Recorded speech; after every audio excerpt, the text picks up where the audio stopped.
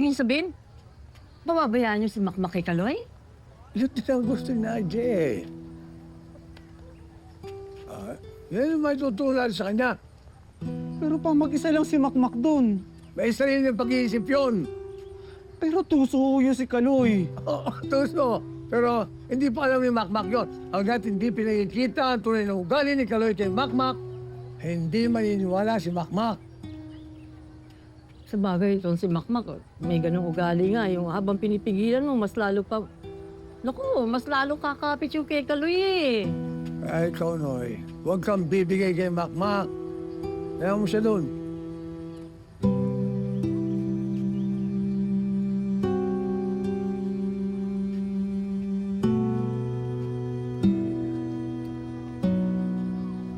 Ano yung tatay na? Magaling yun na boxing, magaling yun na coach. He's better than anyone on the team, lad.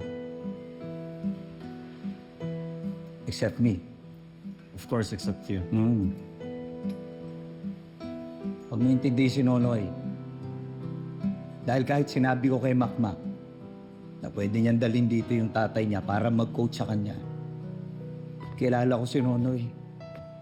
Sama mo na rin si Doming.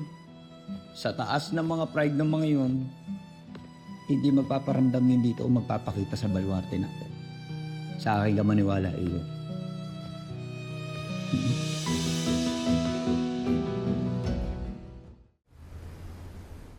Jab! Hey! Jab, jab! Shoot! Shoot! Jab. Jab. Double jab. Jab, straight over. One more. Upper.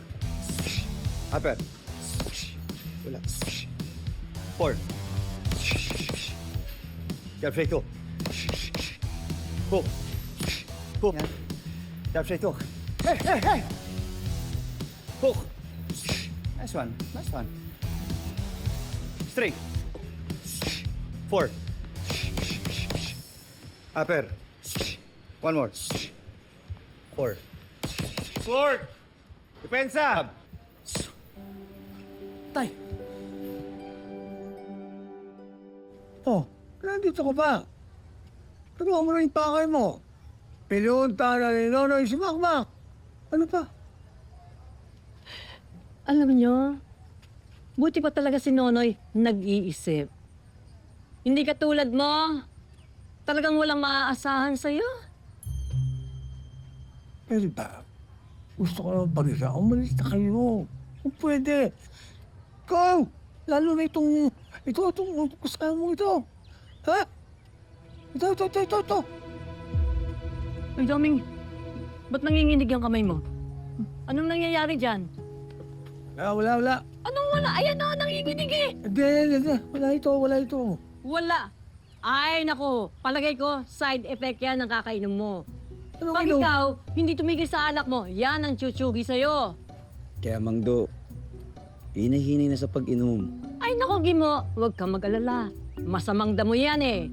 Hindi katulad ko. Ako, sigurado ako, makakasama ko pa ng mas matagal ang apo ko kasi ako clean living ako. Nag-exercise ako, healthy yung mga kinakain ko, natutulog ako ng tama, at higit sa lahat, hindi ako ampalaya.